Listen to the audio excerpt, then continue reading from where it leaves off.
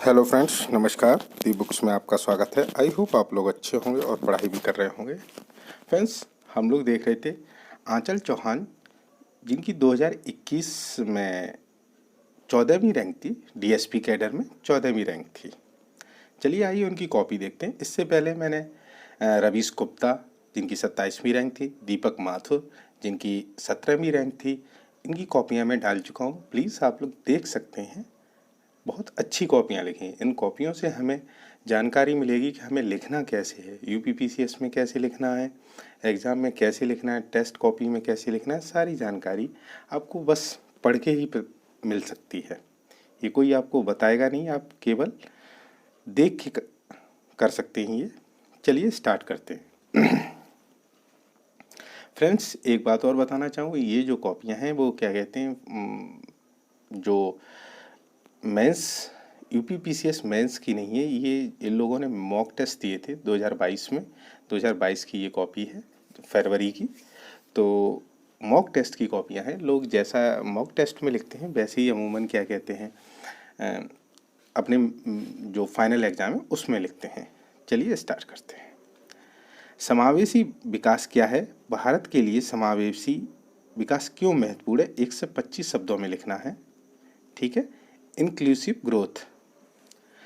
समावेशी विकास का अर्थ है जब सामाजिक, आर्थिक, राजनीतिक विकास का लाभ सभी वर्गों तक पहुंचे, साथ ही सभी लोगों को अवसरों की समानता मिले, जिससे विकास के सभी वर्गों का योगदान सुनिश्चित हो। ठीक है।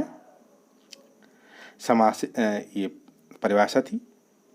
समावेशी विकास में गांवों के साथ शहरों, अमीर गरीब, महिलाओं, दिव्यांगजनों, अनुसूचित जाति, जनजाति सभी की भागीदारी आवश्यक है।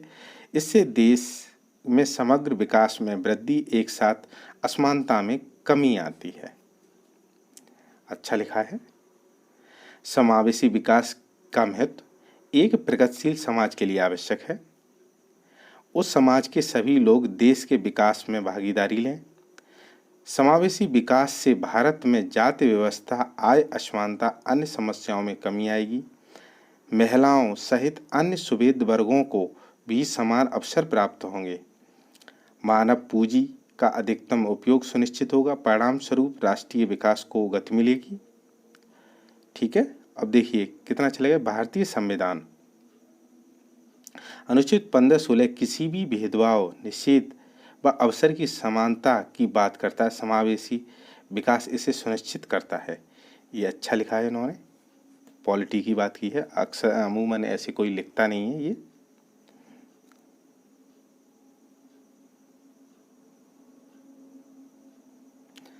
गरीबी, बेरोजगारी, भुखमरी जैसी विकट समस्याओं के समाधान में सहायता मिलेगी।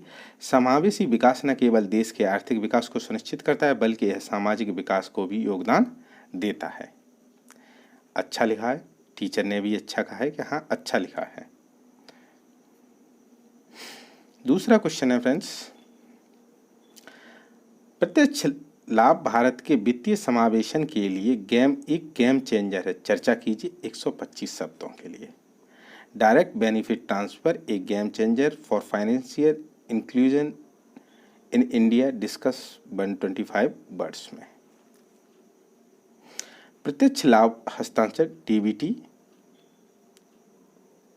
ठीक है। डीबीटी भारत सरकार द्वारा 2013 में केंद्र में 13 में शुरू की गई प्रमुख योजना है। इसके तहत भारत सरकार द्वारा विभिन्न योजनाओं का लाभ सीधे लाभार्थियों के खाते तक सुनिश्चित करना है। देखिए फ्रेंड्स, जो आपको बेस बनाना है वो 3-4 लाइन से ज़्यादा का ना लिखिए, जिससे कोई पढ़े तो उसको बोरियत फील ना हो, बोरियत महसूस ना हो। आप घर पे भी अगर टेक्स्ट पेपर प्रैक्टिस कर रहे हैं तो 4-5 लाइन से 125 या 200 वर्ड से ज़्यादा का न लिखें, न प्रयास करें उससे ज़्यादा का, क्योंकि किसी भी एग्ज़ाम में 200 से ज़्यादा पूछा ही नहीं जाता है। तो आप भी लिखने की प्रैक्टिस 200 से ज़्यादा ही ना करें और बेस 4 लाइनों में, 4-5 लाइनों में ख़त्म करने की कोशिश करें। शब्द सरल शब्दों में जो बात है वो कहें, बस इन चीज़ों का ध्यान रखें थोड़ा। भारत सरकार द्वारा विभिन्न योजनाओं को प्रत्यक्ष लाभ हस्तांतरण के तहत लाया गया है। कोविड-19 के समय पीएम गरीब सहायता योजना में लाभार्थियों को पीएमजेडीवाई वाले खातों में, प्रधानमंत्री जनधन योजना में खातों में सीधे नगद सहायता प्रदान की गई। प्रधानमंत्री किसान सम्मान योजना के तहत भी किसानों को धनराशि सीधे उनके खातों में दी जाती है। वित्तीय समावेशन के प्रत्यक्ष लाभ हस्तांतरण का महत्व, इससे लोगों को बैंक से जुड़ने, खाते खोलने की प्रेरणा मिलती है, क्योंकि इसमें सहायता राशि सीधे लाभार्थी के खाते में जाती है। बिचौलिया की जरूरत नहीं। योजना का लाभ सीधे लाभार्थी को, परिणाम स्वरूप 100% राशि का लाभ सीधे लोगों को मिलता है। ये अच्छी बात है, सही बात है। विभिन्न सरकारी योजनाएं, मातृत्व लाभ, महिलाओं को नगद राशि महिलाओं के खाते में दिए जाने से महिलाओं को भी वित्तीय समावेशन में शामिल किया गया है। निष्कर्षतः यह कहा जा सकता है कि सरकारी योजनाओं के लाभ प्राप्ति हेतु व्यक्ति अपना बैंक अकाउंट बैंकिंग प्रणाली में सक्रिय भाग हेतु प्रोत्साहित करता है। ठीक है, अच्छा लिखा है। अब देखते हैं जेंडर बजटिंग क्या है, यह भारत में महिला सशक्तिकरण में कैसे सहायता कर सकता है। 125 वर्ड्स में लिखना है। जेंडर बजटिंग की अवधारणा भारत में 2005 में प्रकट की गई। जेंडर बजटिंग का अर्थ है बजट में महिलाओं से संबंधित योजनाओं के बजट को अलग से आकलन कर हाईलाइट करना। ठीक है फ्रेंड्स, देखिए आपने दीपक माथुर की कॉपी भी देखी होगी, इनकी भी कॉपी देखी होगी। देखिए ये इकोनॉमिक्स से रिलेटेड क्वेश्चन है, तो इसमें 4 या 5, 1 2 3 4 5 लाइन में पूरा जो बेस है वो ऐसे ही लिखना चाहिए, और कोशिश आप भी करिए। देखिए टीचर भी अच्छा बताते हैं। जेंडर बजटिंग, महिलाओं एवं शिशु से केंद्रित योजनाओं के लिए धन का आवंटन। ठीक है, महिलाओं एवं शिशु भी है इसमें दोस्त, तो ये ध्यान रखना, महिलाओं और शिशु दोनों हैं को केंद्र में जो योजनाएं बनती हैं उनमें उनका ध्यान रखा जाएगा। महिला सशक्तिकरण में जेंडर बजटिंग की भूमिका। देश की आधी आबादी आवश्यकताओं को संसद के समक्ष रखता है। देश की आधी आबादी की आवश्यकताओं को संसद के समक्ष रखता है। महिलाओं के लिए आवश्यक विशेषीकृत योजनाओं को प्रोत्साहन मिलता है। जेंडर बजटिंग द्वारा यह सुनिश्चित किया जा सकता है कि महिला शिक्षा, पोषण, रोजगार, मातृत्व लाभ, सुरक्षा संबंधी योजनाओं पर कितना खर्च आवश्यक है, और उस धनराशि की मांग की भी जाती है। जेंडर बजटिंग महिला सशक्तिकरण हेतु एक सराहनीय कदम है। भविष्य में अपेक्षा की जाती है कि महिला सशक्तिकरण हेतु इसका प्रतिशत और बढ़ाया जाएगा। अब देखते हैं क्वेश्चन नंबर 4। ज़्यादा क्वेश्चन नहीं है फ्रेंड्स, इसमें 8-10 क्वेश्चन ही हैं बस। भारत के विभिन्न क्षेत्रों पर जन धन योजना के प्रभावों का वर्णन कीजिए, साथ ही इसकी सफलता का मूल्यांकन कीजिए। आइए देखते हैं क्या लिखा है। प्रधानमंत्री जनधन योजना वर्ष 2014 में शुरू हुई विश्व की सबसे बड़ी वित्तीय समावेशन योजनाओं में से एक है। इसके तहत जीरो बैलेंस पर बैंक खाता खोला जा सकता है।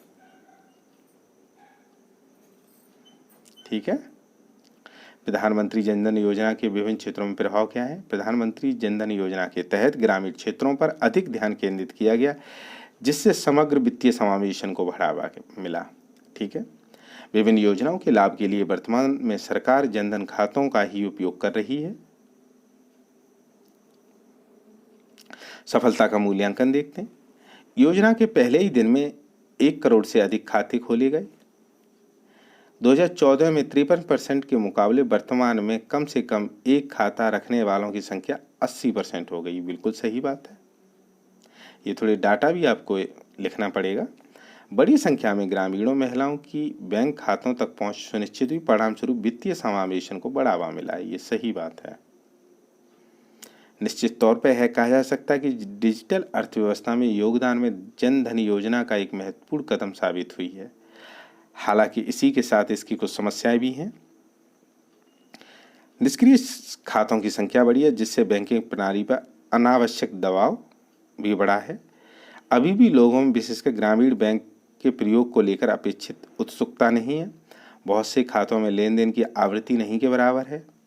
कुल मिलाकर यह कह सकते हैं कि प्रधानमंत्री ग्राम जनधन योजना 100% सफल न हो रही हो, लेकिन इससे वित्तीय समावेशन को तो बढ़ावा मिला ही है। ये थोड़ा अच्छा लिखा है, अच्छा प्रयास है, देख रहे हैं आप भी, तो ये अच्छा प्रयास है, अच्छा लिखा है। अब देखते हैं क्वेश्चन नंबर 5। सतत विकास लक्ष्यों पर एक संक्षिप्त लेख लिखिए।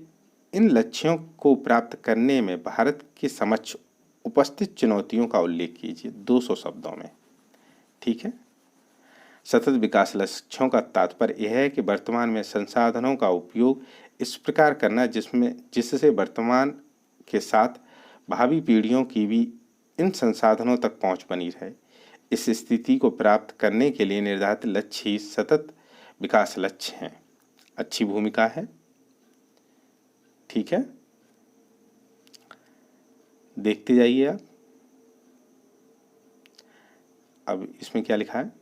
कुल सतत विकास लक्ष्यों की संख्या 17, जिसमें शामिल हैं गरीबी कम करना, भुखमरी मिटाना, सबको अच्छा स्वास्थ्य, शिक्षा तक पहुंच, लैंगिक भेदभाव की समाप्ति। अन्य में जल उपलब्धता, समावेशी विकास, पर्यावरण संरक्षण आदि शामिल हैं। भारत के समक्ष सतत विकास लक्ष्य की प्राप्ति में चुनौतियां क्या क्या हैं, आप ये भी देख लीजिए। भारत सतत विकास लक्ष्यों की प्राप्ति हेतु गंभीर रूप से प्रयासरत है, किंतु कुछ चुनौतियों के कारण भारत की सतत विकास लक्ष्य प्राप्ति सूचकांक में रैंक 120-93 2021 में बनी रही। प्रमुख चुनौतियां हैं: बड़ी संख्या में गरीबी, भारत सर्वाधिक गरीबी जनसंख्या वाला देश है, खाद्यान्न तक सभी की पहुंच नहीं है। सूचकांक रैंक 101 अत्यंत चिंता बढ़ाने वाली है। स्वास्थ्य सेवाओं तक सभी की पहुंच नहीं, विशेषकर ग्रामीण क्षेत्रों में अस्पतालों चिकित्सकों की कमी है। महिलाओं के प्रति भेदभाव वाली मानसिकता है। भारत में सतत विकास लक्ष्यों की प्राप्ति की गति का आकलन नीति आयोग द्वारा किया जाता है। निक्सी रिपोर्ट के अनुसार भारत में राज्यवार सतत विकास लक्ष्य प्राप्ति की प्रगति में भारी असमानता विद्यमान है। अतः इन लक्ष्यों की प्राप्ति में केंद्र सरकार के साथ राज्य सरकारों की भी सक्रिय भागीदारी की आवश्यकता है। ठीक है, जीरो बजटिंग इन्होंने नहीं लिखा है इस पे। फिर है क्वेश्चन, रक्षा क्षमताओं को स्वदेशी बनाने में भारत के आर्थिक और रणनीतिक दोनों तरह से सहायता मिल सकती है। 200 वर्डों में लिखना है, तो इसका बेस पढ़ते हैं क्या लिखा है।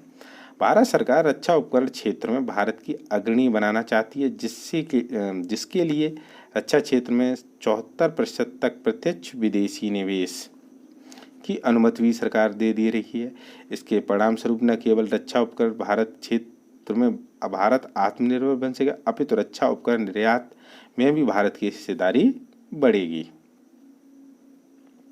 आर्थिक सहायता आराम से पढ़िए आप फ्रेंड्स, अच्छा लिखा है। देखिए, किसी को अच्छा लगेगा, किसी को नहीं अच्छा लगेगा, ये डजेंट मैटर। आपको जो अच्छा लगे आप वो ग्रैप्स करिए, बस आपको जो अच्छा लगे वो आप अपने अंदर लीजिए और कुछ नहीं।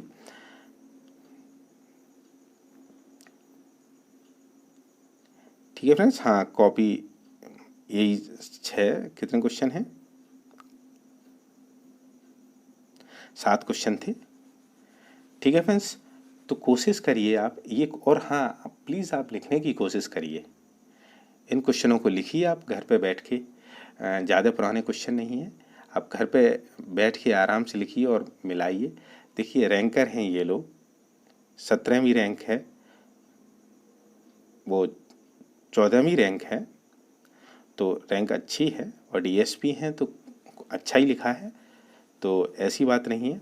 आप कोशिश करिए। और फ्रेंड्स हाँ, कमेंट में ज़रूर बताइए कि आपको क्या अच्छा लगा इस कॉपी में, ज़रूर बताइए। आप बताते हैं, और जो बताते हैं उन लोगों को बहुत थैंक यू कि आप लोग कोशिश कर रहे हैं बताने की, कॉपी एनालाइज कर रहे हैं। हाँ, जो लोग लगातार देख रहे हैं, जैसे रवीश गुप्ता की कॉपी है, दीपक माथुर की कॉपी है और आंचल चौहान की कॉपी है। इन लोगों को, जो लोग लगातार तीनों कॉपियाँ देख रहे हैं, उनको समझ में आ रहा है कि हाँ कहाँ किसने अच्छा लिखा है, और ये बहुत अच्छा प्रयास है। ठीक है फ्रेंड्स, और ये प्रयास अगर आपको अच्छा लगता है कि मैं अच्छा काम कर रहा हूँ, तो प्लीज़ चैनल को सब्सक्राइब करिए, वीडियो को लाइक करिए, अपने दोस्तों से शेयर करिए। ठीक है फ्रेंड्स, वीडियो देखने की धन्यवाद। Thank you so much.